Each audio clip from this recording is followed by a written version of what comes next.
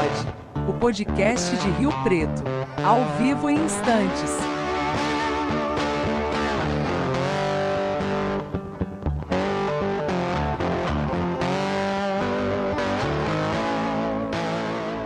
Pessoal, sejam todos muito bem-vindos a esse novo projeto que eu e Roberto estamos iniciando, um podcast de entretenimento, sem aquela coisa jurídica, sem as particularidades jurídicas, muito embora em alguns momentos nós iremos entrar em alguns assuntos.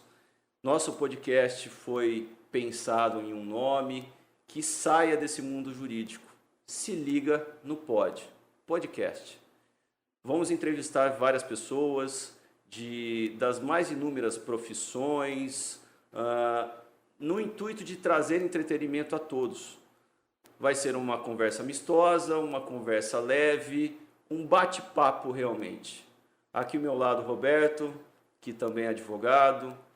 Roberto, seja muito bem-vindo. Muito obrigado. Se Deus quiser, vamos decolar nisso. Com certeza, eu acho que tem tudo para dar certo e vamos trabalhar para isso, né? Com certeza. Então, vamos junto que devagarzinho nós vamos galgando os caminhos.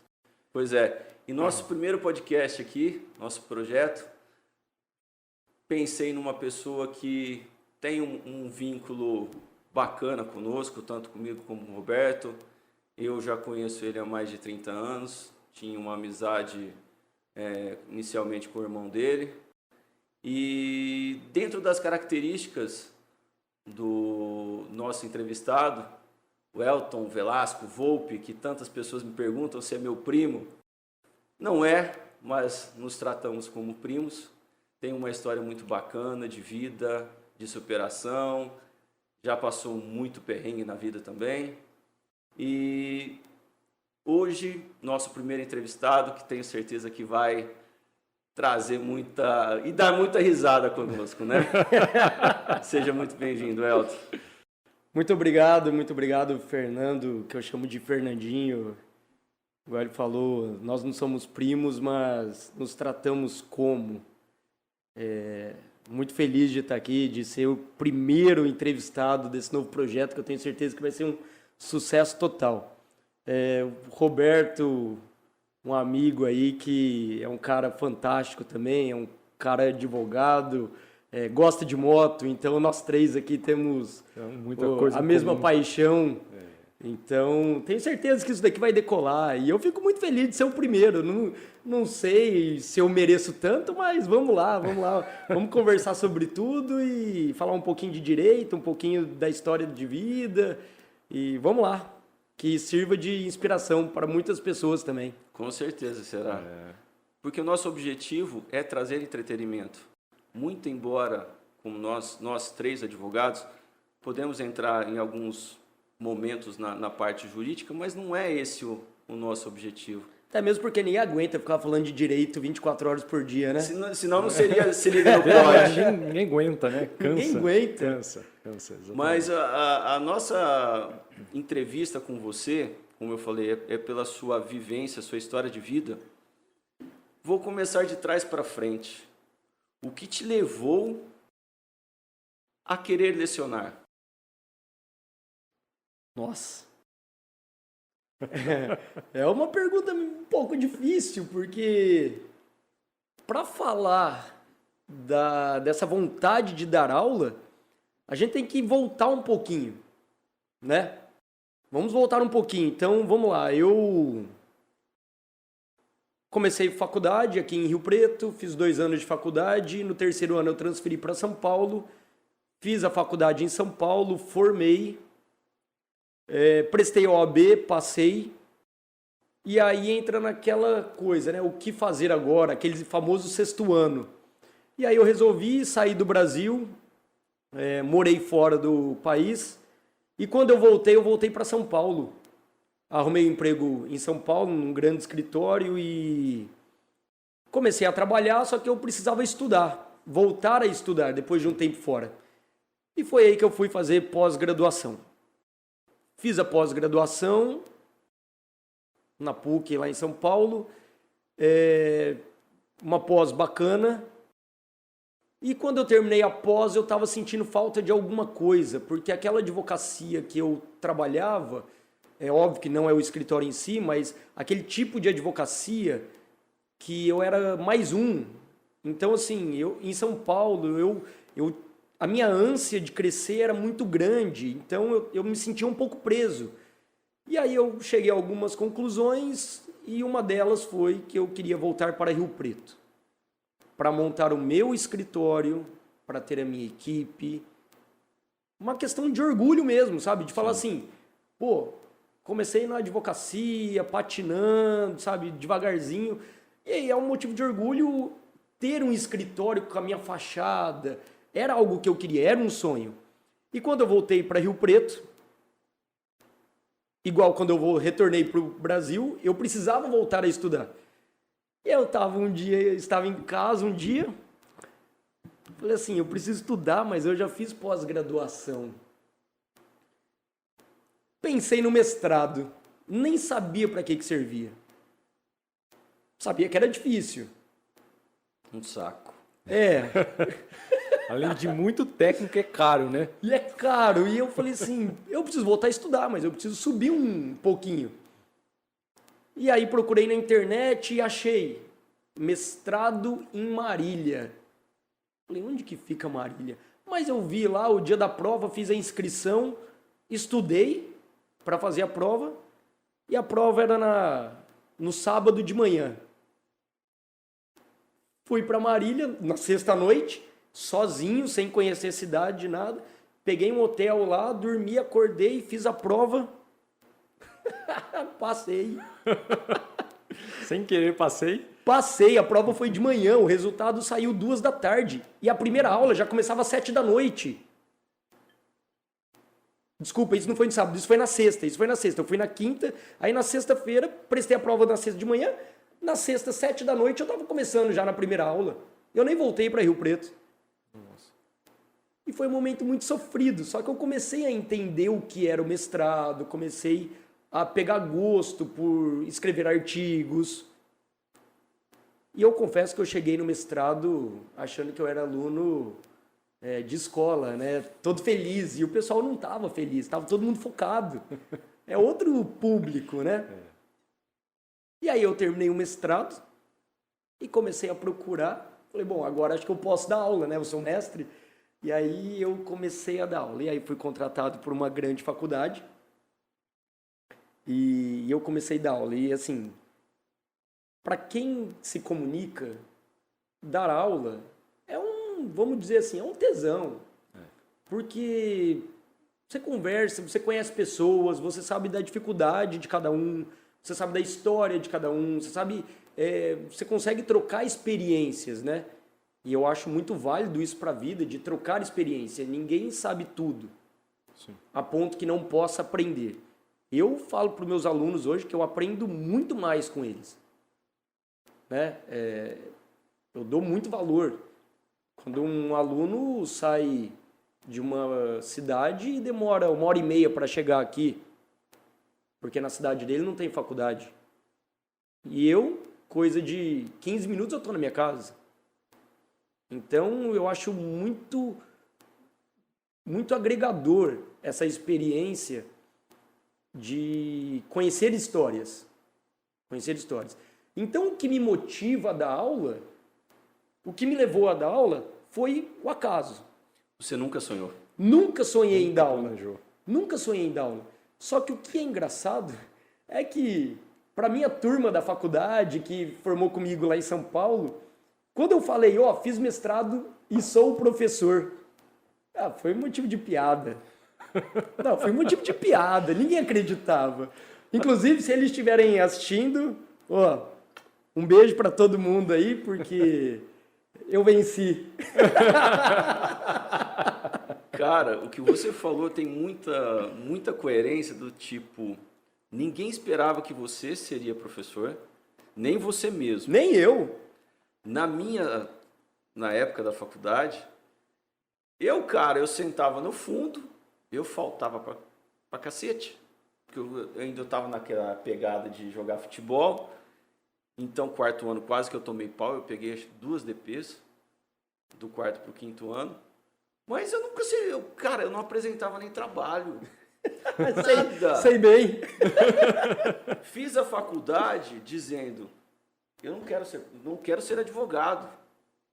Porque eu vi o que meu pai passava. E acontecem as coisas. Exatamente, acontece.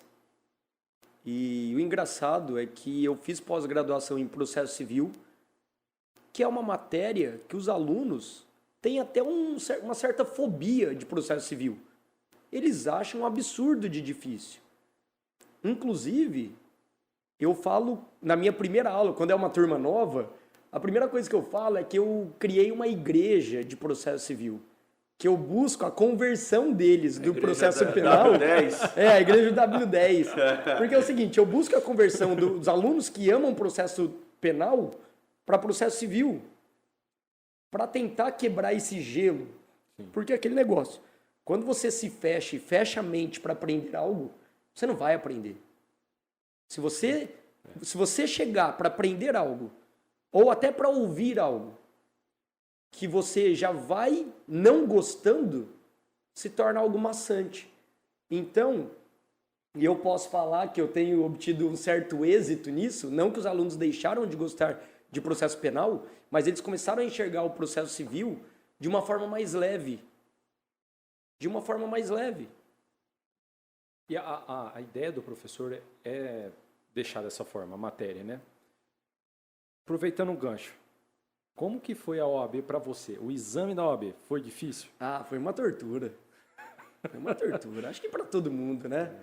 O que você vê assim dentro disso? A dificuldade que os alunos têm? Qual foi a sua dificuldade dentro desse cenário? A dificuldade é não estudar durante o curso. É simples.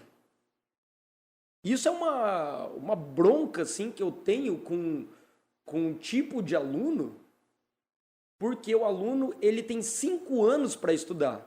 E eu não estou falando que eu era um ótimo aluno, eu era um péssimo aluno na faculdade. E eu me arrependo. Só que eu não tenho vergonha de falar isso, porque talvez isso vai mudar o pensamento de alguém que não esteja levando a faculdade a sério. É uma pessoa que você é um exemplo de quem se arrependeu. Exatamente. Eu me arrependi absurdamente. Porque eu tive 5 anos para estudar. Eu não estudei. Aí o que eu fiz? Eu corri, paguei um cursinho, fiz 3 meses de cursinho, fui aprovado na OAB e eu achava que o mérito disso era do cursinho. Quando não é. O cursinho ensina o que a faculdade ensina em 5 anos. O mérito foi meu. Eu sentei a bunda na cadeira e eu estudei 3 meses e passei. Exatamente. E eu tenho muitos alunos que viraram meus amigos, que hoje a gente joga bola juntos. Eu tenho muitos amigos que foram meus alunos. E eu fico muito feliz, até fora esses amigos, mas de outros alunos, outras alunas, que passam na OAB, principalmente na primeira fase, sem cursinho, e que me mandam depoimentos no direct do Instagram agradecendo. Porque na hora da OAB, da prova da primeira fase, eles lembravam de processo civil até pelo tom da minha voz, até pelas piadas sem graça que eu contava, e eles falam isso, ele fala, porra, eu lembro da sua piada sem graça, mas... Mas é o que marca. É o que marca. É o que marca. Então, assim, você ouvir isso, sabendo que uma pessoa mudou ali o pensamento durante a faculdade, pô, isso daí não tem preço, cara. Isso daí não tem preço. É verdade. Entendeu? Nós somos marcados não pelo que nós temos, mas aquilo que nós somos. Eu tenho um carinho pelo Fernando absurdo. Porque quando eu voltei de São Paulo, eu falei pra ele, cara, eu não tenho escritório, eu não tenho onde ficar. E ele falou, tem uma mesa aqui no meu escritório, na minha sala. Falei, você acha que eu vou ficar na sua sala? Você tá louco? Ele falou, você vai vir e vai ficar na minha sala. E eu não esqueço disso. Então, não pelo que ele tem, mas pelo que ele fez. E isso faz eu querer também fazer isso pela minha equipe, pelo meu escritório. Sim. Então é isso. E o aluno é a mesma coisa. Então a gente conseguir enxergar isso que o aluno tá vendo, porra, eu tô pagando aqui R$1.000 para ficar no bar, eu tô pagando para faltar. Uma coisa, já vou deixar vocês falar, senão só eu vou falar. Mas você é Não, um mas entrevistado, não somos nós. Uma coisa que eu falo para os meus alunos é o seguinte: você quer aprender ou você quer nota? Se você quiser nota, seja honesto com você e seja honesto comigo. Porque se eu pegar colando, eu vou tomar prova. Porque senão eu perco a autoridade. Pode ser o meu melhor amigo. Igual eu já fiz. Já tomei prova. Porque uma coisa, outra coisa. Sim. E eu já fiz isso. E depois troquei uma ideia e entendeu. Eu falei, é igual Ele sabe reconhecer que ele está errado. É igual um ladrão. É igual um ladrão. Você tem o risco de ser pego ou não. O aluno colando, você tem o risco de ser pego ou não. É assim. Depende. Você trai... Você pode ser também um professor maldoso. Pode E ser. eu gostava de ser maldoso. Ah, não, mas aí eu não consigo dormir. Eu consigo. Porque se o cara está colando, ele sabe os riscos. Normalmente, a cola está onde? No código. Eu pelo menos fazia isso. Eu não sei se na tua sala eu cheguei a fazer isso. O cara não sabia porra nenhuma. A cola estava no código. Beleza, me dá o código aí, ó. Fechava, leva lá para mim, faz a prova. Ele passava vergonha porque eu falava alto para todo mundo ver o porquê que eu tirei o código dele e eu deixava ele fazer a prova. Ele não vai conseguir fazer. Não, mas eu acho que na vida tudo é arriscado. Pô, se você quer colar, você tem o risco de ser pego. Se você quer assaltar, você tem o risco de ser pego. Se você quer trair, você tem o risco de ser pego. Se você quer desviar dinheiro da empresa que você trabalha, você tem o risco. Tudo envolve risco. Sim. Tudo envolve risco. Então, assim, o que eu falo para os alunos, o que eu tento mostrar é o seguinte: ninguém é mais moleque. Então, seja honesto com você e seja honesto comigo. Você quer nota? Chega em mim no começo da prova e fala: professor, eu quero nota. Eu vou te dar 7, que é a média, e você não faz a prova. E você vai embora. Porque, para mim, tanto faz. Pro aluno, é ele que vai dormir com isso. Sim. Agora, se você quer aprender, vamos lá, conte comigo. Agora é o seguinte: seja honesto. Seja honesto. Essa é a grande questão, né? Porque assim, a gente vê um número de reprovações muito alto das pessoas na OAB. E aí cria-se esse bicho de 7 cabeças, né? Exatamente. Que, nossa, a OAB é um negócio, coisa do outro mundo. Exatamente. E aí eu te pergunto o seguinte: a deficiência do estudo da faculdade, você faz 3 meses, passou. Nada mais é que passar na OAB é ter a nota. Sim. Aí você se torna advogado. Sim. Nos teus 3 primeiros anos de advocacia, qual foi o seu maior desafio, problema que você passou ali? Você falou, nossa, isso aqui eu poderia ter levado. O maior problema foi começar a advogar, tanto é que eu fui embora do Brasil. Tanto é que eu fui embora, passei na OAB e vazei, fiquei 1 ano fora. Fui para Nova Zelândia, fui para Austrália. O que você foi fazer para lá? Ah, eu sei lá, não sei Que também. deu? É a mesma coisa que você perguntar, um como estalo, você dá aula? Não sei também, cara, não sei. Mas por que você foi fazer lá? Você, na sua cabeça... Não, na verdade Que eu te fui levou? Você não sabe dessa história? Que eu fui para Nova Zelândia porque negaram meu visto nos Estados Unidos? Não. Eu não posso entrar nos Estados Unidos. Não podia, né? Não podia, porque... Nem eu sei porquê. Não tinha o tamanho necessário.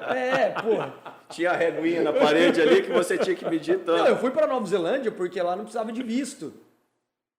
Mas depois você foi para a Austrália. Mas eu tava lá já, tava lá do outro lado já. Então, fiquei na Nova Zelândia, fiquei na Austrália, para as Ilhas Fiji, fiquei tudo lá na Oceania. E o que você fazia? Pô, lavava prato. Lavava prato mesmo. E não é vergonha, não. É uma profissão digna. Uma profissão digna, porque o que eu tirei de experiência morando fora... Experiência de vida. Experiência de vida. Porque assim, igual o Roberto perguntou, qual foi a maior dificuldade? A maior dificuldade é igual todo mundo tem, é de começar a trabalhar. Porque é uma coisa, e eu vejo isso todo semestre, com os alunos do 10º período, que estão formando, o aluno terminar a faculdade é fácil. Passar na OAB, vamos dizer assim, é tranquilo. né? Você estuda e passa. Pode não passar na primeira, na segunda, mas você vai passar. O que é difícil é o sexto ano. É o sexto ano. O sexto ano é o primeiro ano da advocacia. Isso é difícil. E eu senti a dificuldade, o que eu vejo dos meus alunos. Porque uma coisa está na faculdade. O aluno em dezembro, no último ano, ele está rindo. Cara, em janeiro, ele é advogado. Ele já não ri, ele já não dá risada igual ele estava dando na faculdade. Entendeu? Então, quando eu formei, eu falei assim, porra, tenho 22 anos, eu não tinha nem barba. Que jeito que eu vou passar confiança para um cliente? E não pela capacidade técnica. Não. Mas por experiência de vida. Como que eu vou fazer um divórcio, apesar de saber fazer, mas como que eu vou falar para uma pessoa, entendeu? Como, assim, a parte técnica é uma coisa, mas a advocacia envolve muita experiência. O cliente não se sente seguro, porque na visão dele, você não tem experiência para conduzir o caso. Você é um moleque ainda. Exatamente. Exatamente. Eu sofri muito isso por causa do meu pai. Quantas vezes chegava uma pessoa no escritório E queria falar com ele. e queria falar com ele. Ele não estava. Eu estava, mas eu quero falar com seu pai. Quantas e quantas vezes. Então eu era uma sombra. Então sim, igual o Roberto, né? Voltando. Ele falou, qual foi a maior dificuldade? Eu acho que é de todo mundo. É de você virar a chave e falar assim, vou sentar a bunda e vou trabalhar. Eu vou sentar, vou pegar um computador, cara, e vou trabalhar. Vou ralar. Aí o que eu fiz? Passar. Como eu não falava inglês, estudei muitos anos aí em colégio estadual. Eu estudei acho que da quinta série até, na antiga quinta série até o terceiro ano. Até o segundo ano, né, do colegial, eu estudei em colégio estadual e eu nunca fiz curso de inglês, nada. Quando eu formei, que a chave virou, eu falei assim, eu preciso falar inglês. E como tinha sido negado para os Estados Unidos, porque eles achavam que eu ia para ficar como imigrante legal. E iria. Lógico que iria. Aí o cara... O que um moleque de 18 anos vai fazer nos Estados Unidos? Não, vai vendo, vai vendo. Eu tinha 22 anos, aí eu fui lá em São Paulo, né, tirar o visto. Aí eu lembro como se fosse ontem.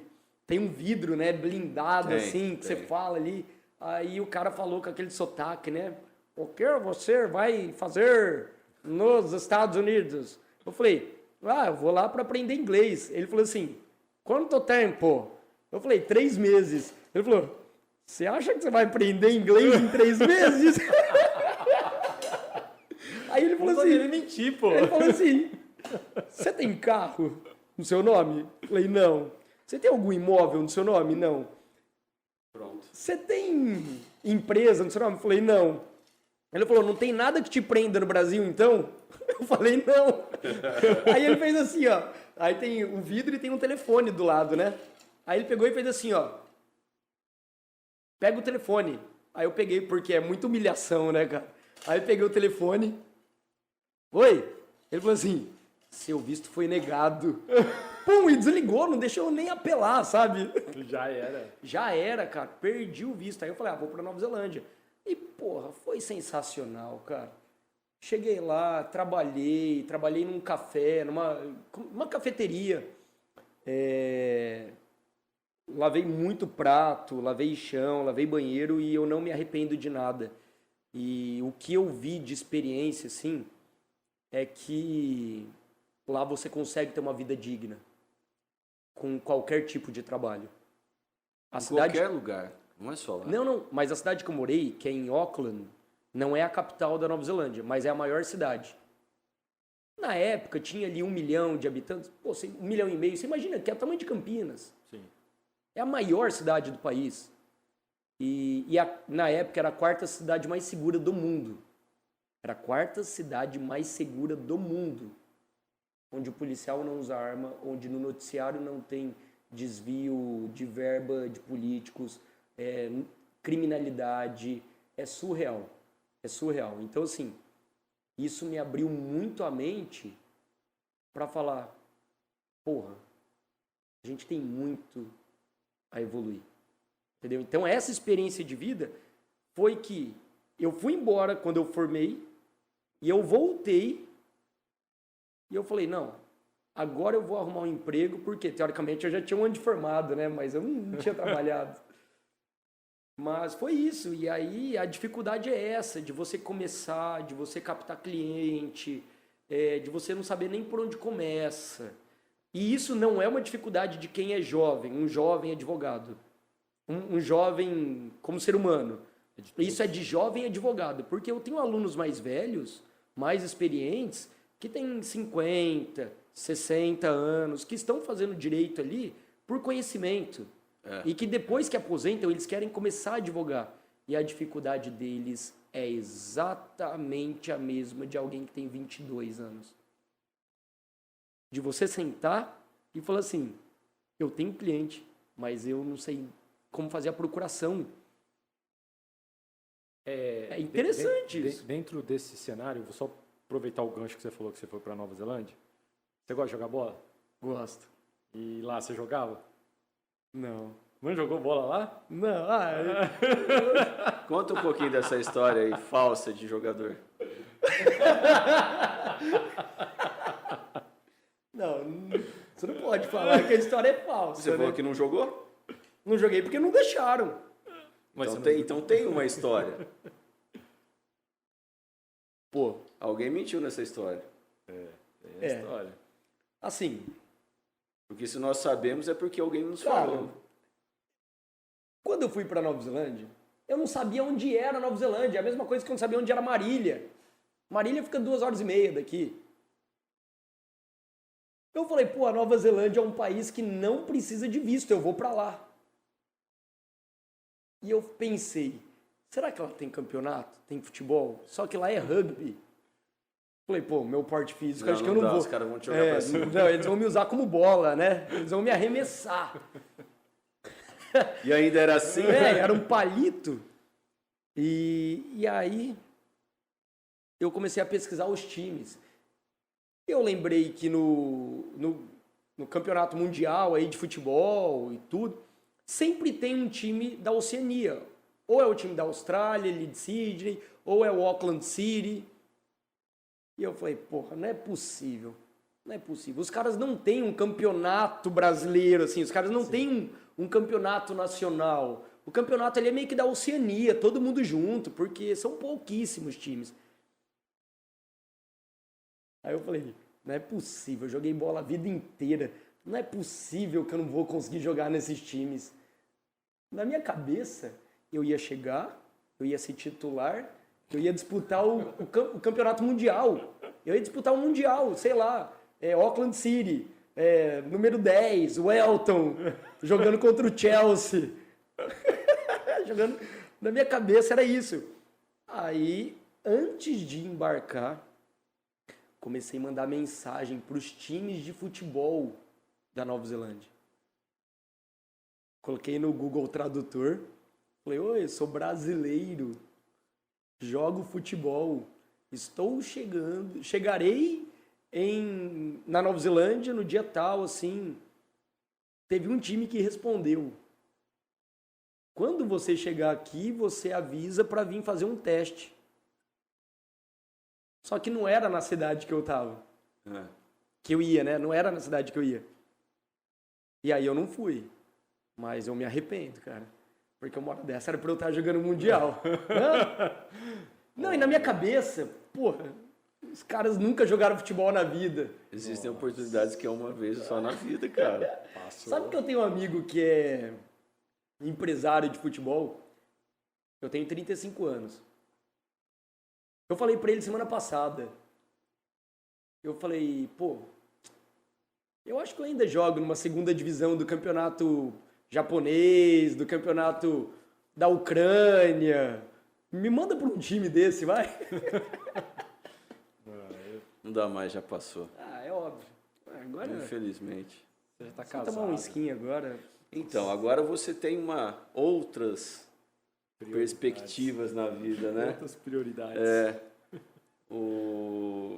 Nós até estávamos conversando antes, né? A questão é, o que o Elton quer agora, daqui para frente? Primeiramente que voltou toda essa vida louca que foi acontecendo, de repente, sem uma previsão, eu quero ser advogado, eu quero ser jogador, eu quero ser lavador de prato, não sabe, foi acontecendo.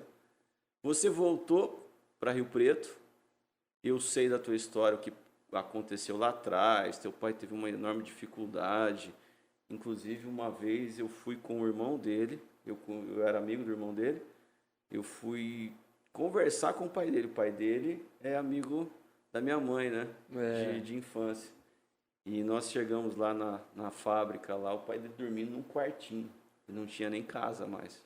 Passa Lembra disso? Estava numa pindaíba muito grande. E houve o divórcio, aí eles foram, vocês até mudaram daqui de Rio Preto. Então tem uma história por trás aí de sofrência, né? É que todo mundo agora vê o Elton, professor universitário, bonitão, de motona. Só que agora tá jogador aposentado. Quase jogador aposentado. Quase jogador. E agora um quase casado. Tá com a perna aqui. É igual aquele negócio, time dos casados e dos solteiros. Você já tá com uma perna nos dois. Meio tempo em cada um. Mais ou menos isso. Eu tive o privilégio de ver você nos dois estágios, cara. Olha isso. Assim, essa pergunta é muito difícil, porque é igual, eu contei poucas histórias aqui agora. Mas a história de o que me levou a ser professor e da advocacia, assim, de hoje, ter o escritório, nem eu sei como que minha vida acontece. Nem eu sei. No sentido de eu tenho planos, eu tenho projetos, mas eu não me prendo a projetos. Porque eu acredito que a vida, né, para quem tem fé, para quem acredita em algo, eu acho que por mais que demore, por mais tempo que demore, ou de dificuldade, eu acredito que a gente já nasce ali com meio que um caminho trilhado. Porque se você pensar, se você conversar com meus amigos da faculdade, lá de São Paulo, você fala assim, quem nunca seria professor? Quem nunca faria mestrado? Eles vão falar, o Elton. Eu não vou falar meu apelido lá em São Paulo, né? Porque... isso é fácil de descobrir. Não, é linguiçada. Se falar assim, quem que não vai ser professor? O linguiçada. Então, assim, você vê que loucura, cara. Eu fui para São Paulo, fui para fora, voltei... E aí voltei para São Paulo, voltei para Rio Preto, fui fazer mestrado sem ter ideia.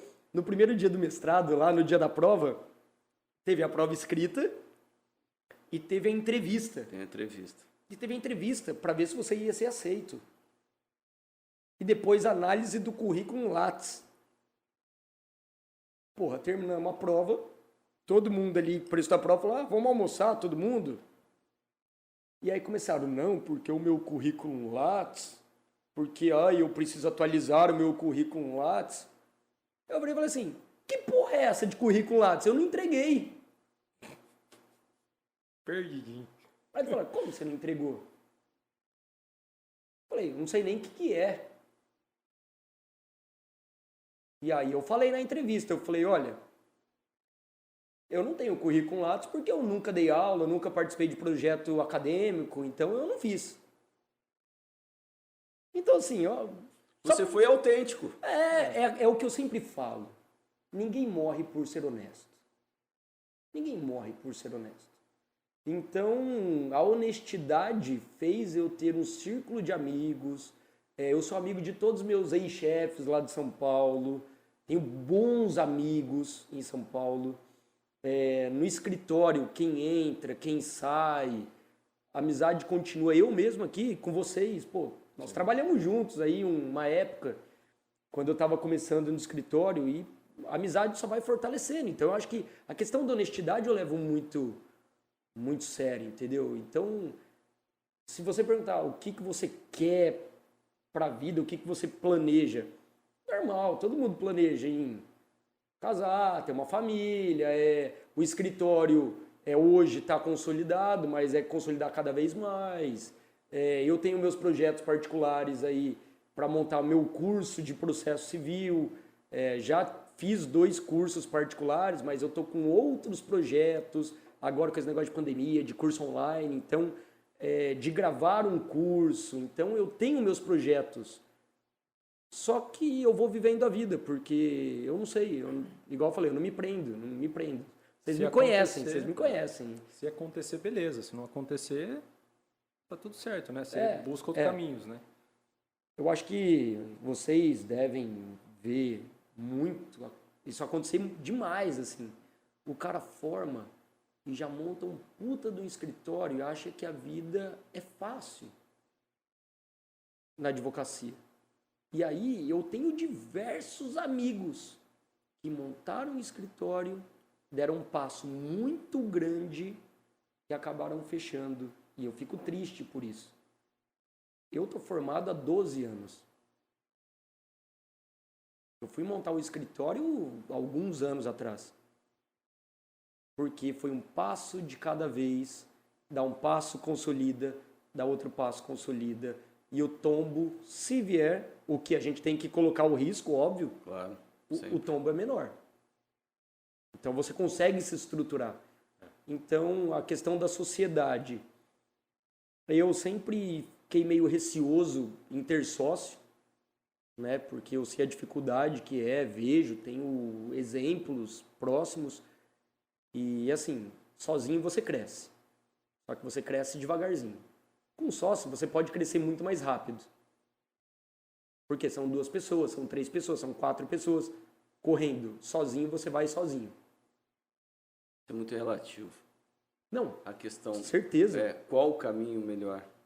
Qual o caminho? Exatamente, é o que eu falei. Esse cara aqui, como que ele começou? Ele era mecânico. É um gênio. Ele fazia meio período com o pai dele, arrumando os carros lá, alinhamento, balanceamento e tal. Meio período, estágio e à noite faculdade. Hoje É um gênio. O Roberto é um exemplo a ser seguido assim, ó. Pô, não tem o que falar, não tem que falar, tem que dar uma palestra para alunos, é verdade, tem que, pessoas assim, jovens. Quantos anos você tem de formado? Eu me formei em 2014. Você tem o que aí? Tá indo pra 6, 7, 8 anos. Você é um jovem advogado também, Sim, entendeu? sim. Só que o seu exemplo é de superação e de sucesso é absurdo. E esses exemplos têm que ser levados para a sala de aula. Para mostrar que nada é impossível. Mas igual você falou, é um passo de cada vez, É um né? passo de cada vez. Um passo daqui. Óbvio que é relativo esse negócio de crescimento. Isso sem dúvida. Eu estou falando o meu pensamento. Eu prefiro crescer devagarzinho. E é que, na verdade, você não está crescendo sozinho. Você está levando outras pessoas com você. Pô, mas isso... Não é natural. Assim, você sem cresce dúvida. sozinho. Vamos supor, você começou lá no escritório com nós sozinho. Lógico. Com uma mesa lá dentro da sala do Fernando. É. Daqui a pouco você foi para a sala com o Guilherme que dormia sentado, lembra? E logo eu lembro quando você falou assim, ó, eu vou pro meu pai e meu sonho é dali construir o meu escritório. Exatamente. Então, isso na minha visão, eu achei que você sempre brincou, eu sou ousado. E realmente é isso. Você foi ali devagarzinho, né, sentindo e fazendo. Deixa eu te perguntar, você falou que ia lançar um curso de processo civil. Nesse curso de processo civil vai ter as dicas da voz Aura? Cara, a voz Aura é muito difícil para gravar um vídeo. Você já viu o vídeo da minha avó? Claro que eu vi, pô. A minha avó é muito difícil, cara. Ela é muito estrela. Onde você tirou aquela ideia? Porra, não sei, cara. Um dia eu tava lá almoçando com ela. Eu falei, vó, põe meu boné aí, vamos gravar um vídeo. E ela, onde vai aparecer isso? Eu não sei nem falar. Aí eu tive que pegar, se eu não me engano, eu acho que eu gravei com ela os elementos da ação. Elementos da ação. Os elementos da ação. Nossa, foi um sufoco para ela decorar os elementos da ação. E aí ela falava, e aí ela ficava brava. Putz. E foi, sabe, assim... É igual eu falei, a coisa vai acontecendo ali, é meio que... é espontâneo, não é nada programado, nada forçado. É igual aqui. Conta aí pro pessoal o que você me ligou para vir fazer hoje. Vem participar de um podcast. Veio. Aparece no escritório, 5 horas da tarde, na sexta-feira. Eu falei, pra quê? Não, aparece lá, nós vamos fazer uma conversa lá, vamos gravar. Não, eu falei podcast. Um podcast, uma conversa. Você não perguntou nenhum assunto. Eu falei, que horas? 5 horas. Vamos. Vai falar sobre o quê? Não sei.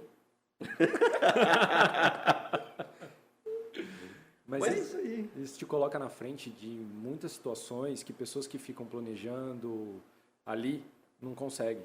Então, assim, oportunidades na sua vida apareceu por causa disso. Isso é uma vídeo que você mandou hoje. As oportunidades, elas aparecem porque você se expõe. Qual é o resultado que vai dar de você vir num podcast ou você fazer qualquer coisa? Não sabemos. Mas pode surgir inúmeros. E a gente não consegue ter essa dimensão. Mas você veio e fez. Sim, e a gente tem que pensar também que a vida é muito curta, né? Às vezes eu paro para filosofar algumas coisas, assim. Apesar de ser espontâneo, assim. Não dá certo. Às vezes Pra você não dá certo. Às vezes eu paro para filosofar, assim, e eu penso... Porra...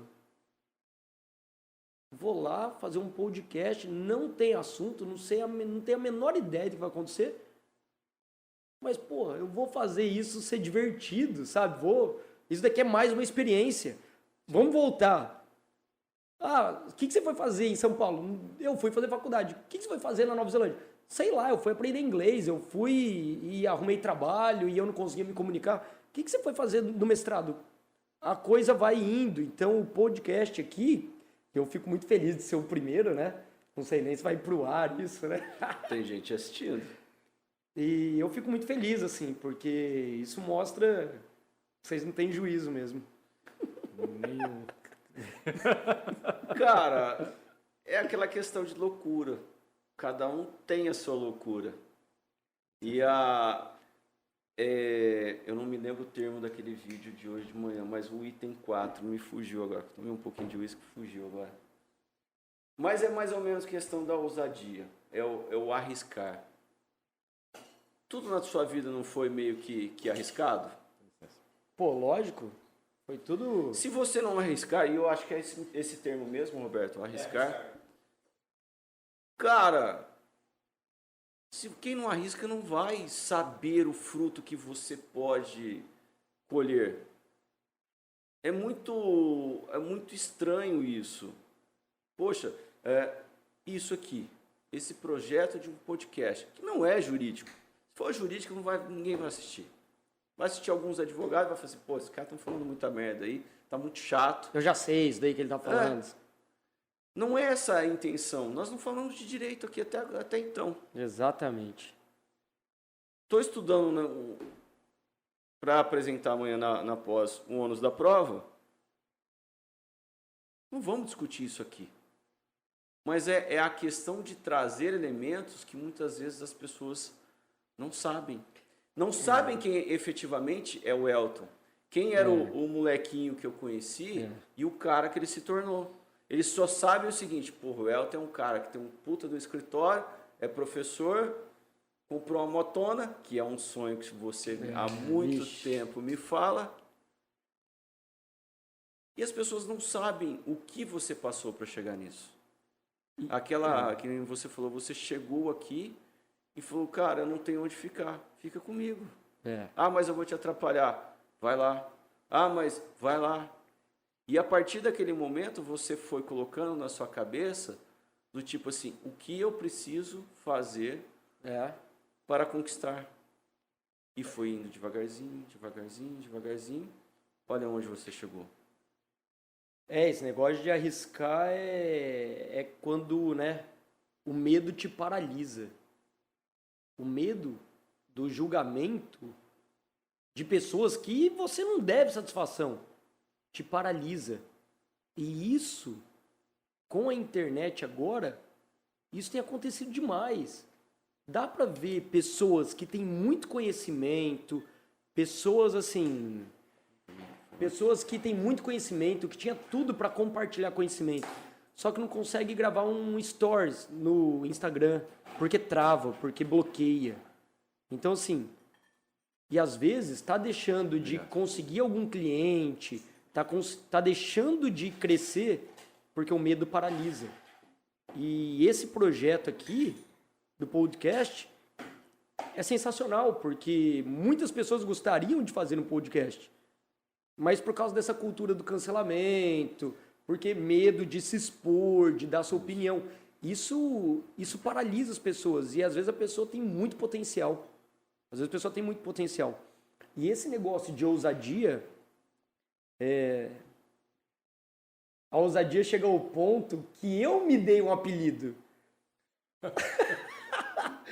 Todo mundo pergunta de onde surgiu o W10. E muitas pessoas não sabem. Tipo, a maioria me chama de W10, os alunos me chamam de W10, mas não sabem o porquê. É meio besta, né? É lógico que é besta. Eu sei, né? Mas nem todo mundo sabe. Porque eu precisava de uma marca que eu quebrasse a distância entre aluno e professor. Doutor Welton, mestre Welton, professor Welton. Eu não gosto nem que me chame de professor, porque isso você distancia o aluno. E eu acho que o ensinamento jurídico, né? Vamos colocar todos, mas vamos falar jurídico, que é a nossa área aqui. O aluno vê o professor aqui. Não, a gente precisa igualar para conseguir falar com o aluno. Então, eu procurei uma marca que eu pudesse brincar comigo mesmo, mas que eu pudesse também trazer o aluno para próximo de mim. Então, 10 vem da nota 10, né? Cara, isso tudo eu pensei, tá? 10 vem da nota 10. Vem da camisa 10. Não, só que isso foi secundário. No começo, eu falei, pô, Cristiano Ronaldo é o CR7. O Ronaldo é o R9, né? O fenômeno. Eu sou o W10, pô. Porque é uma brincadeira de futebol, para quem joga futebol conhece. E o aluno remete também a nota 10, inconscientemente. Marcou. Marcou. É aí que vem o problema. Que você falou do medo de ser, vou pensar, ridicularizado. Eu não tô nem aí. Mas aí que está o problema. As pessoas têm medo disso. Se quiser, eu vou mandar meus boletos lá. Porque você, mesmo sabendo que seria, manteve esse negócio. O Roberto faz vídeos. E que são legais demais. Quantas pessoas não devem estar falando assim, olha que idiota. Bastante. Mas tá louco pra fazer um vídeo igual. Mas não tem coragem. Mas tá louco pra fazer um vídeo igual. Tá falando, nossa, que idiota, mas putz, eu queria ter coragem. Porque assim, você se expõe, né? E a partir do momento que você se expõe, você vai ouvir críticas, elogios. Eu acho que tanto um quanto o outro você tem que tomar cuidado. Sim, lógico. Né? Então, assim, o aluno ele gosta de você, ele vai te elogiar, bacana. O aluno que não gosta vai te criticar, também bacana. Só que é igual você falou, não paga meus boletos. Eu não me preocupo, por exemplo, hoje a gente faz vídeo, eu não me preocupo se isso vai trazer cliente agora ou não, se isso vai converter. Eu só quero fazer. Vamos ver o que vai dar. O máximo que vai acontecer é estar como está. Exatamente, cara. Então vamos fazer. Entendeu? Esse é o cenário que eu penso. Não que esteja ruim, mas assim, vamos ver o que acontece. Por quê? A gente vai amadurecendo. Cada vez que você faz um conteúdo, é igual aula. Você vai dar uma aula, você não estuda. Quando a gente vai gravar o vídeo, a gente estuda. A gente pensa na dificuldade, a gente pensa no outro. Não é, eu vou fazer, tô na telha, né? Sim, lógico. Então, dentro dessa ideia de ousadia, como você se intitula, ousado, cara, o que deu na sua cabeça de fazer um mochilão na Europa? Cara, eu já tava um pouquinho mais velho, né? O Fernandinho sabe muito da minha história, da dificuldade e falando da moto. Eu tenho 35 anos, eu tenho esse sonho, sei lá, desde os 10 anos, em ter uma moto esportiva azul, que é exatamente essa que eu comprei. Era meu sonho de criança. Pô, demorei 25 anos para conseguir comprar. Por quê? É um passo de cada vez, sem fazer loucura. Comprei um apartamento, reforma o apartamento, beleza, monta o escritório, reforma o escritório, compra o carro, quita o carro, sem loucura. Só que chegou uma hora que eu falei, pô, eu vou começar agora. Eu mereço. Exatamente. Chega uma hora, assim, sem fazer loucuras. Sim. Não sou uma pessoa rica, mas também já não sou mais aquele que você conheceu lá atrás e sabe das dificuldades. Então eu falei assim, eu acho que está na hora de fazer as coisas que meus amigos fizeram 10 anos atrás, 15 anos atrás, quando eu não tinha condição. Então eu via todo mundo, vai para a Europa, faz mochilão, compra carro bom, compra moto. Então eu falei assim, eu acho que agora, né, dá para fazer isso. E aí, falando da moto, eu realizei um sonho, né, comprei a moto. E o mochilão foi o mesmo esquema. Foi o mesmo esquema. Me programei, né? Me programei, gostava, né? Muito de balada, de festa, e vai em festa cara, e gasta muito dinheiro. E às vezes que nem tinha, né? Na época, mas passa o cartão. Passava o cartão e depois resolvia. Mas eu falei, eu vou esquiar. Eu acho que ninguém sabe disso, mas uns 8 anos atrás, eu ainda estava, o escritório estava começando, estava voltando de São Paulo.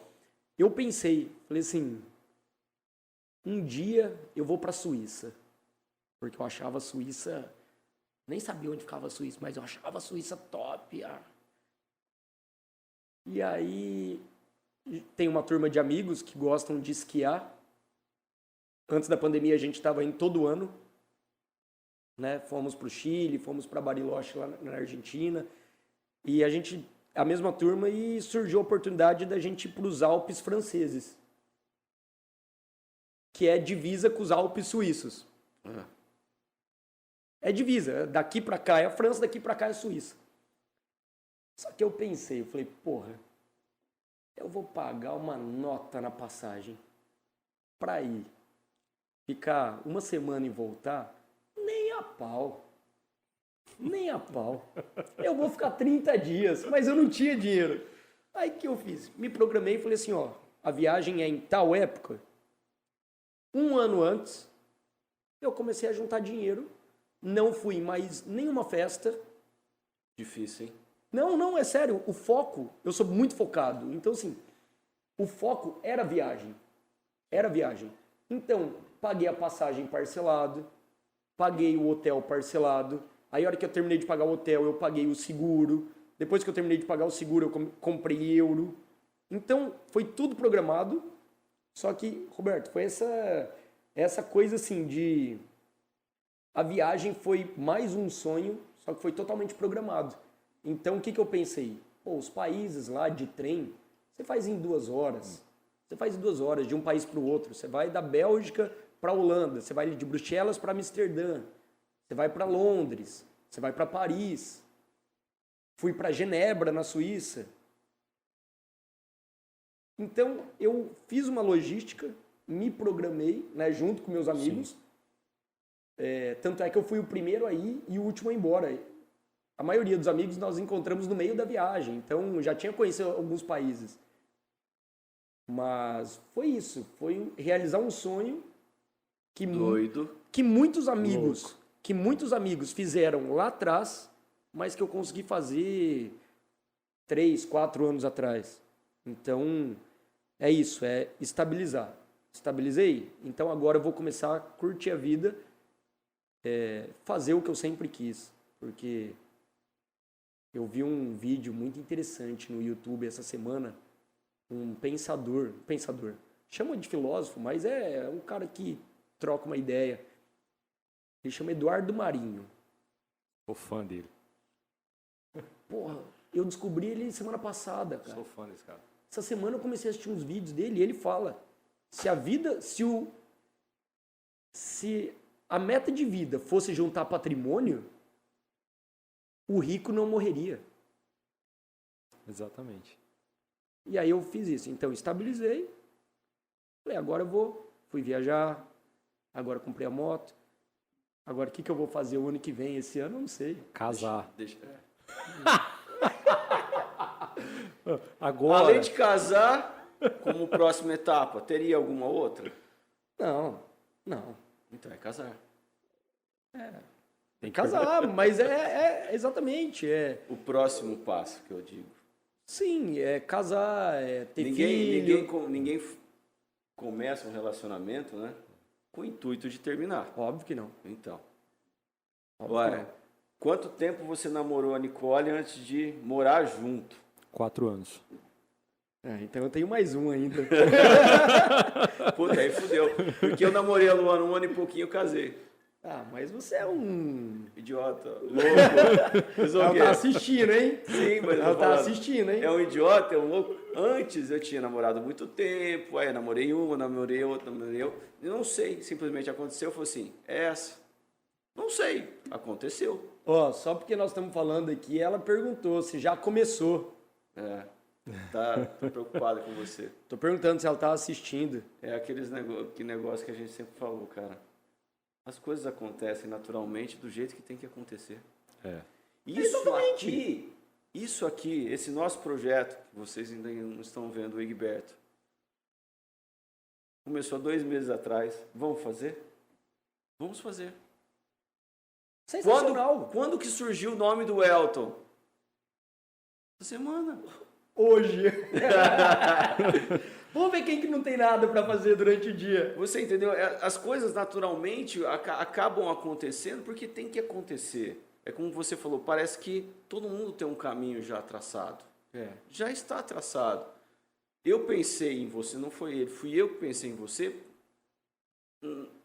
porque você tem uma história, eu sei da sua história, você é um cara resenha, fala mentira, tem muita história para contar. Pô, você fala que é mentira, o pessoal vai achar que eu tô mentindo essas histórias, aí vai... Nem tudo. Não. Quando foi mentira, eu contei que eu menti. Que foi quando então tá eu bom. falei que eu era jogador de futebol. Então tá bom. Não, quando é mentira, eu falo que é mentira. Igual uma vez no fórum, tipo assim, eu tenho um escritório com muita gente e tal. Bom, algumas coisas assim, né? Mas é o que eu falo pro pessoal lá, pra minha equipe. Quem não arrisca? Eu falo pro pessoal da minha equipe. É ousadia. Pô, você vai pra rua, fala que o escritório é seu. Que moral que você tem? Você vai atender, vai pegar um cliente no meio da rua assim e vai falar, vamos lá no escritório de um amigo meu. Eu acho que a questão... Não pode nem falar. Não, mas... Assim, sabe? Meu escritório é esse, meu escritório. Mesmo que não e não seja. Não é que é mentira. Não é que é mentira. Mas é uma questão de... Igual... Quando eu falava que o escritório era meu, quando eu estava lá na sua sala, a questão é o seguinte, eu sinto que o escritório é meu, eu me sinto à vontade. Sim. E eu tento fazer isso na minha equipe. Mas eu falo aquele dia lá, foi uma situação diferente, né? Mas eu falo lá pro pessoal, eu falo, sintam-se como donos do escritório. Entendeu? E você tem, pelo que eu vejo, é a mesma situação que acontece aqui. Não tem aquela vinculação de alguém superior. Deus me livre. Ela é natural. As coisas acontecem naturalmente. Não é aquele negócio que é imposto, como você já viu, porque nós passamos por um lugar que era tudo imposto. Sim. Ou é assim ou não é. Até a produção cai, né? Quem fica satisfeito? Quem fica feliz em trabalhar? Ninguém. Em um lugar que é tudo assim, eu mando, eu quero assim. Acho que isso daí está ultrapassado. E você aprendeu de uma forma que, não estou dizendo que pelo fato de você ter ficado conosco, mas a vida te mostrou que aquele caminho do imposto não é o melhor. Cara, eu vou ser bem sincero, isso não é segredo para ninguém, talvez para o pessoal que está assistindo aí, muitas pessoas não vão saber disso, mas isso não é segredo. Eu acho que todo mundo tem que ter um guru. Guru que eu digo é alguém em quem você se espelha. Sim. É alguém que você... É alguém mais experiente que você pode tirar dúvidas, pedir opiniões, sugestões. E eu tenho na minha vida, eu tive, né, vamos dizer assim, a sorte de ter pessoas na minha vida profissional que são responsáveis pelo sistema do meu escritório hoje. Vamos começar lá de trás. O Eduardo Galdão de Albuquerque e o Abílio Bogado eram, né, sócios, né, que eu fui estagiários em São Paulo e que eu sou amigo até hoje. E que lá não tinha esse controle de horário, era super tranquilo. E eu tenho grandes amigos, o Thiago Amâncio, o João Galdão, o Diego Chad, que era o pessoal da equipe inicial que estava começando. E que são meus melhores amigos em São Paulo até hoje. E que tinha essa sistemática. Posso falar também do André Giorgio, que é meu primo, que é um grande advogado aqui em Rio Preto, e que tudo que eu vou fazer profissionalmente, eu ligo para ele e falo, pô, André, posso trocar uma ideia com você? Eu tô pensando em mudar o escritório, tô com os planos. E aí ele, de fora, ele me fala. E o Fernandinho é um deles.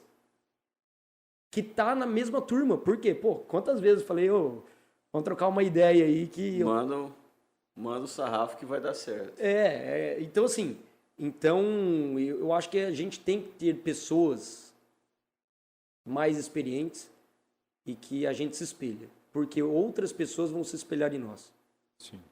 Então, eu acho que... Bons exemplos. Bons exemplos. Então, eu entendi na minha vida acadêmica e agora já como advogado que o escritório, o Roberto é a prova viva disso. Que você não precisa ter horário. Óbvio que depende de caso a caso, de profissão. Sim. Mas o Roberto é a prova disso, de que rende muito, muito absurdamente, venceu na vida, sem essa imposição. Então, Sim. tem eu vou só puxar um link no que você falou. Bons exemplos não necessariamente são pessoas que não erram, né? Um bom exemplo de um líder para mim é o cara que erra e fala, olha, eu errei e agora nós vamos seguir esse caminho. Isso é ser um bom exemplo. Mas, exemplo com ele mesmo. Um dia eu cheguei para ele e falei assim, ó, tem um projeto de uma ação assim. Aí ele falou assim, não sei. Posso fazer? Pode. Isso é um bom exemplo. Porque ele confiou e deu frutos. Não é que eu descobri o país, não é isso. Mas ele confiou. Um líder, um bom exemplo é esse. Se eu tivesse errado, estava tudo bem também. Então, se a gente dá essa liberdade para as pessoas tentarem, a gente se torna um bom exemplo porque essa pessoa também vai dar liberdade para o outro tentar. Então, um bom exemplo não é necessariamente uma pessoa perfeita. Uma pessoa que acerta e erra e que quando erra tem humildade de falar, não, eu errei e vamos junto. Pelo menos é assim que eu penso, né? Mas eu acho que esse é o segredo. E quando a gente está falando de faculdade, da relação entre alunos, né? Eu acho que é exatamente isso. É mostrar que o professor não é um cara perfeito. Isso permite a pessoa correr para tentar chegar em você no bom sentido, né? Porque se você coloca num pedestal, quem que vai conseguir chegar perto? Não tem como, né? Exatamente, cara. A mesma coisa que você fala que fazia com os alunos, eu fazia. O Roberto, eu não sei que ano. 2010, 2011. Você deu aula, você deu aula para mim em 2011. 2 vezes. Eu dei em penal e processo penal. E foi o único professor que eu fiz exame, cara. Você acredita? E você não deixou de gostar do cara. Foi o único professor que eu fiz sabia, exame. Tô sabendo agora. A única vez na vida que eu fiz exame, que eu fui para exame. Penal ou processo? Penal. Direito penal. Foi em 2011. E você não deixou de admirar o cara. Exatamente. Mas a culpa não foi minha. Não, e mas ele não foi. sabe disso. Mas o que eu queria dizer... Peraí. Às vezes pode ser culpa sua, né? Não foi. Eu ia jogar fui jogar futebol com a turma dele. Eu participei em um campeonato. Eu joguei lá no Lago para um dos times. Foi pro time do Rodrigo.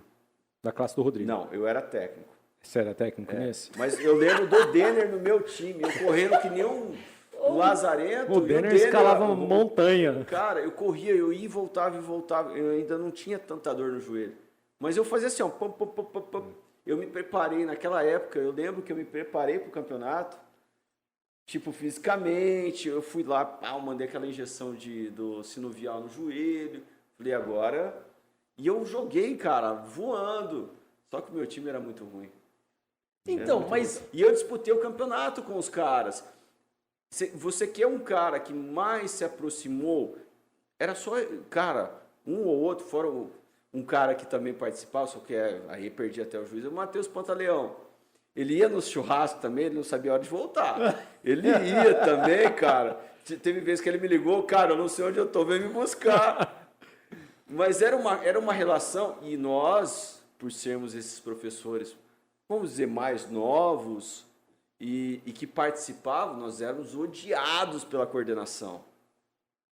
Isso você sabe que é verdade, mas eu era odiado, eu brigava com a coordenação não pode ser amigo de aluno. Assim, ó, foda-se. Cara, e o que é interessante... E quando eu vou ser eu não vou ser o que a coordenação quer que eu seja. Eu vou ser eu. Tanto que você falou de amigos com ex-alunos, quantos e quantos amigos eu não tenho? Eu acho que esse negócio de, assim, de admiração, de respeito, de exemplo mesmo, eu acho que você é um grande exemplo porque a sua equipe é muito grande. A sua equipe aqui do escritório é muito grande. E conta quantos ex-alunos estão com você há 10 anos.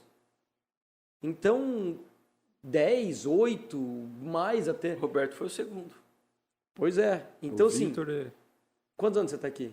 eu entrei em junho de 2011. Porra, 10 cara. anos. Estamos para 11 Mais anos. de 10 anos. Vai para Vamos pra 11 anos. Então, assim, você vê como que é... E você deixou o cara de exame, hein? Eu não sabia, eu fiquei sabendo agora. Ele não tinha falado isso. Você vai conseguir dormir? Normal. Os caras ganham mais do que eu, vou achar ruim, cara. Aí é difícil, hein? Ó, se tiver uma grana sobrando aí, você me Só se você empresta, hein? casar. Você vai casar? Ó, cara, depende. Quanto você vai me emprestar? Então, cara, é muito legal esse tipo. Cara, nós vivemos uma situação juntos, passamos por outras, continuamos amigos. E agora a gente viaja de moto junto. É isso. Mas é uma história que muitas pessoas não sabem tudo que você passou para chegar onde você está hoje. Cara, As pessoas não sabem o que ele passou para chegar, as pessoas não sabem o que eu passei, mas você, como entrevistado, e você hoje você é advogado, você é professor universitário, você era coordenador da Comissão de Processo Civil da OAB. Quantas pessoas... e professor na pós da Escola Superior de Advocacia, né, cara? Justamente. Você, se eu não me engano, cuidou também da coordenação dos deficientes, pessoas com deficiência. Não, eu sou né? membro da comissão das pessoas né? com Você deficiência. chegou, inclusive, a fazer algum... Eu ia até te perguntar isso. Dentro disso, como você sabe, eu tenho um irmão que é tetraplégico. Dentro dessa comissão, o que você viu ali que foi o maior problema? Um exemplo, acho que teve até uma entrevista que você deu, Sim. né?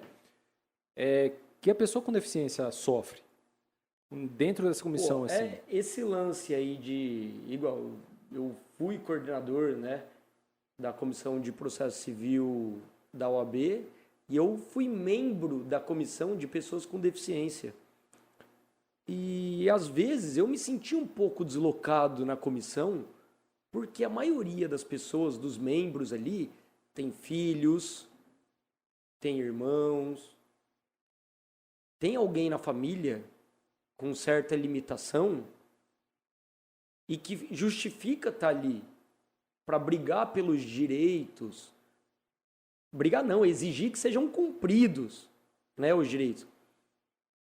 E eu não tenho nenhum exemplo próximo. E tem hora que eu pensei isso. Eu falei, cara, o que eu estou fazendo na comissão de pessoas com deficiência? Mas aí entra o lado de humanidade, de você ficar indignado com a dor alheia, não só quando é com você. Pô, é muito fácil eu ficar bravo, puto, quando a dor é minha. O difícil é ficar puto quando a dor é do outro. Quando o outro não tem uma passagem para a cadeira de roda na calçada. Entendeu? Então, uma coisa que você olha, você fala, porra, não sou eu que estou atravessando, foda-se. Então, e eu me peguei dentro da comissão de pessoas com deficiência, já atuando.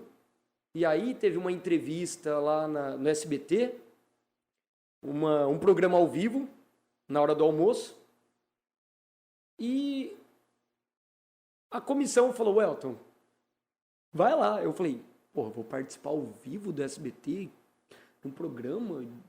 Não, vai lá como advogado membro da comissão de pessoas com deficiência, da comissão. E eu fui lá. E lá tinha um participante que é cego e tem um que é cadeirante que joga basquete. Então, assim, eu que não tenho nada próximo de exemplo, mas fui lá na intenção de mostrar que as pessoas têm o direito. O Roberto tem um exemplo dentro da família e com certeza tem muito mais experiência do que eu e deve saber a dificuldade do seu irmão em dirigir, em conseguir um carro, né? Em conseguir algo. Então, em um momento que a gente vive de exclusão, a inclusão a gente nada contra a maré. Então, é muito bonito o trabalho, viu? É muito bonito o trabalho. Legal. E é voluntário, né? É, exatamente. E é voluntário. Ninguém tá ganhando para estar ali. Ninguém quer holofote ali. Quando pediram para eu ir no SBT, não era em cima de holofote. Mas era porque eu era membro ali e eles acharam que eu seria uma pessoa bacana para falar. É muito legal o que você está falando, porque você não tem casos. É. Por que você participou? A vontade de querer contribuir de alguma forma. Hoje as pessoas elas estão mais preocupadas não somente com os problemas pessoais e esquecem da questão do coletivo ou daquela pessoa mais, como vamos dizer, É uma pessoa necessitada, né? necessitada, vamos colocar, excluída. Ela Ela é excluída. Ela necessita Ela é muito. excluída. Porque um governante, quando ele vai pensar em fazer algo, ele não vai pensar no deficiente. Não penso. Porque ele tem poucos votos. Ó, dentro do que você está falando da cadeira de roda, teve um evento do meu irmão que ele me relatou, inclusive, e foi triste. Ele caiu na rua, cara. Porque não tinha onde andar com a cadeira de roda. Ele caiu com a cadeira motorizada dele. Alguém que passou na rua pegou ele. Ajudou ele a levantar, botou, mas nessa brincadeira ele ralou, que ele estava indo pegar o ônibus para ir no postinho buscar um negócio para ele. Então, assim, você... Não, cara, o ralado, desculpa te cortar, eu acho que o ralado é o de é o menos. de menos. Cara, psicológico, de você falar pensa assim, porra, ninguém vai pensar em mim? 3 horas da tarde, você caído na rua, esperando alguém passar para te pegar, cara. E o sol queimando. Você entende? E não me assusta se ele Exatamente. falar que 3, 4, 5, 10 carros passaram e não ajudaram ele, com medo de ser bandido disfarçado. Sim, não, e você entendeu? Então, assim, a pessoa com deficiência, ela, independente de que seja meu parente ou de qualquer um, sofre. Tem as dificuldades, isso é fato. Mas aí cabe a gente, dentro daquilo que a gente pode, né, ajudar e dar uma força. Olha, deixa eu te fazer eu vou fazer uma dinâmica com você, aí eu queria... A resposta é a seguinte. Manda bala. É sim ou não? Beleza. Não tem justificativa, tá? Putz. Vamos lá, quem que é seu maior ídolo? Não, peraí. Não é sim ou não. Não, É uma peraí, eu preciso pergunta- saber. É uma resposta objetiva. Objetivo, Não, maior melhor ídolo dizendo. próximo ou alguém que... Quem é o seu maior ídolo? Sem justificar. Fulano, pronto. Não precisa explicar o Ele se porquê. expressou mal, não é o sim ou não. É uma resposta objetiva. Ah, não, pô, peraí. Objetivo. Não. A gente não... Vamos parar por Então aqui. vamos lá, no esporte. Ayrton Senna. Pronto. Vamos... Time do coração. Corinthians. Em uma escala de 1 a 10, você se acha ousado a que número? 11. Boa. Se eu não confiar em mim, quem vai confiar, porra? No que você não é bom? Nada. Pô, não sou bom. Muito mascarado, hein? Não, é óbvio que é brincadeira, só pra pegar a resposta anterior. No que eu não sou bom, porra, cara, tem muita coisa. Na verdade, eu não sou bom em nada, né? Uma. Não, você é bom. Não, eu sou generalista. Eu falo muito sobre isso com a minha namorada. E desculpa só quebrar a sua dinâmica. Não, Coitada tranquilo. dela. Eu converso com ela, sabe por quê? Eu sou um generalista. Eu faço muita coisa, só que eu não faço nada bem. Coitada E eu já dela. li sobre isso. Existem pessoas que são... São aquelas pessoas que começam a fazer uma coisa, estão indo, vai para outra, estão indo, vai para outra. O que eu sou... Só não Cara, eu vou falar quebrei que- totalmente sua dinâmica. Mas isso é muito interessante, porque as pessoas acham que isso é um fracasso. Você começar e não terminar, começar e não terminar, Sim, começar... E eu estudei um pouco sobre isso, porque eu me peguei já pensando, cara, eu não termino nada do que eu faço. Só que não, eu descobri através de estudos que eu sou uma pessoa generalista. E o que é uma pessoa generalista? É uma pessoa que é curiosa, que tem vontade de aprender tudo. Sim. Porra, cada mês eu tenho vontade de aprender um negócio, cara.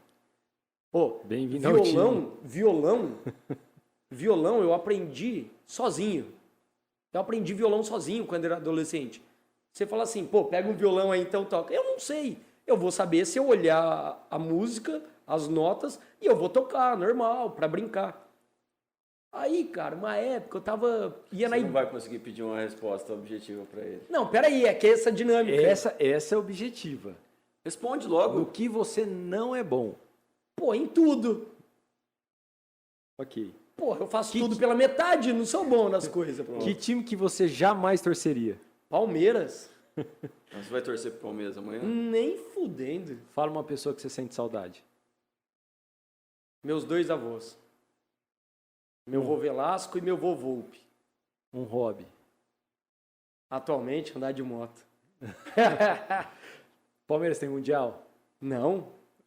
Óbvio que não. A FIFA acabou de falar de novo essa semana. Não, então vamos lá. Se o Palmeiras tem mundial, o Corinthians Corinthians tem tem dois. Justo.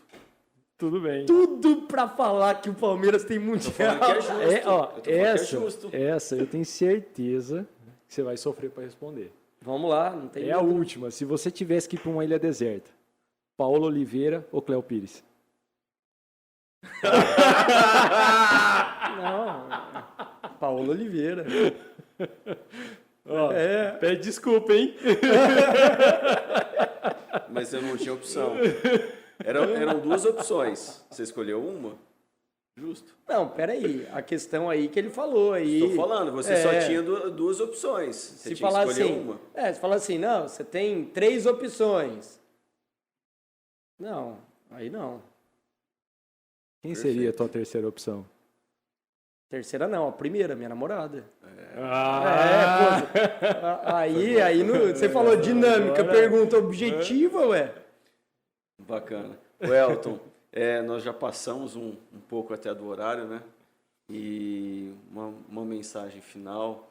Cara, foi muito legal, mas eu não vou finalizar pensando na sua mensagem final. De tudo que nós questionamos você, uma mensagem final. Pô, você sabe que eu tenho assistido muitos vídeos desse cara no YouTube que eu descobri recentemente, que o Roberto falou que é fã. E eu tenho refletido muito na linha de pensamento dele. Porque a linha de pensamento dele é o que é vencer? O que é vencer na vida? E a gente pensa assim, pô, eu quero vencer na vida. E isso, passando essa mensagem final,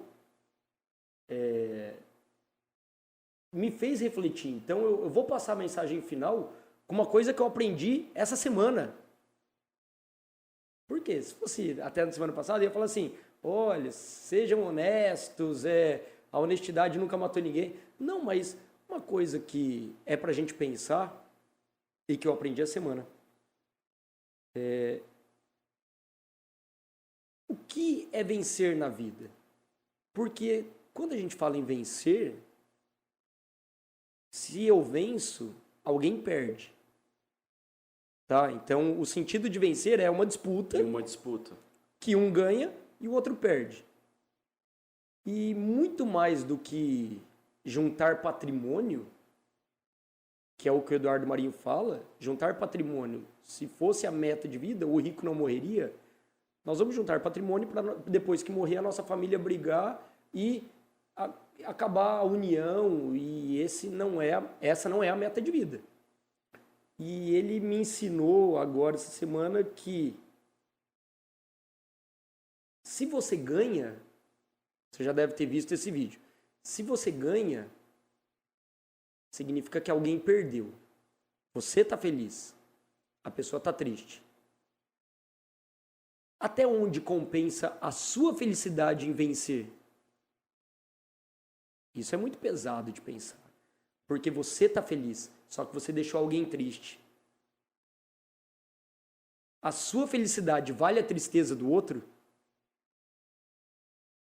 Isso é muito pesado. Isso é muito pesado. E eu aprendi essa semana.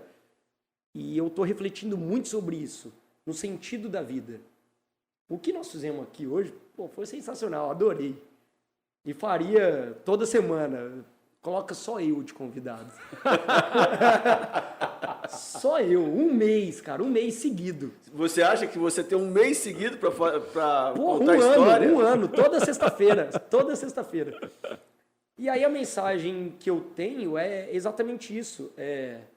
Qual que é a sua meta de vida? É juntar patrimônio? Ou deixar algo de lembrança? Porque isso daqui é passageiro. Porra, eu vou morrer, você vai morrer, o Roberto vai morrer, todo mundo vai morrer. Cara, você já pensou se daqui eu morro e daqui 100 anos aparece um vídeo desse? Minha moto vai ficar, meu apartamento vai ficar, meu carro vai ficar, as pessoas vão dividir e pronto. Isso daqui é o que faz a vida valer a pena. Quem tem amigos tem tudo? Quem tem amigos tem tudo.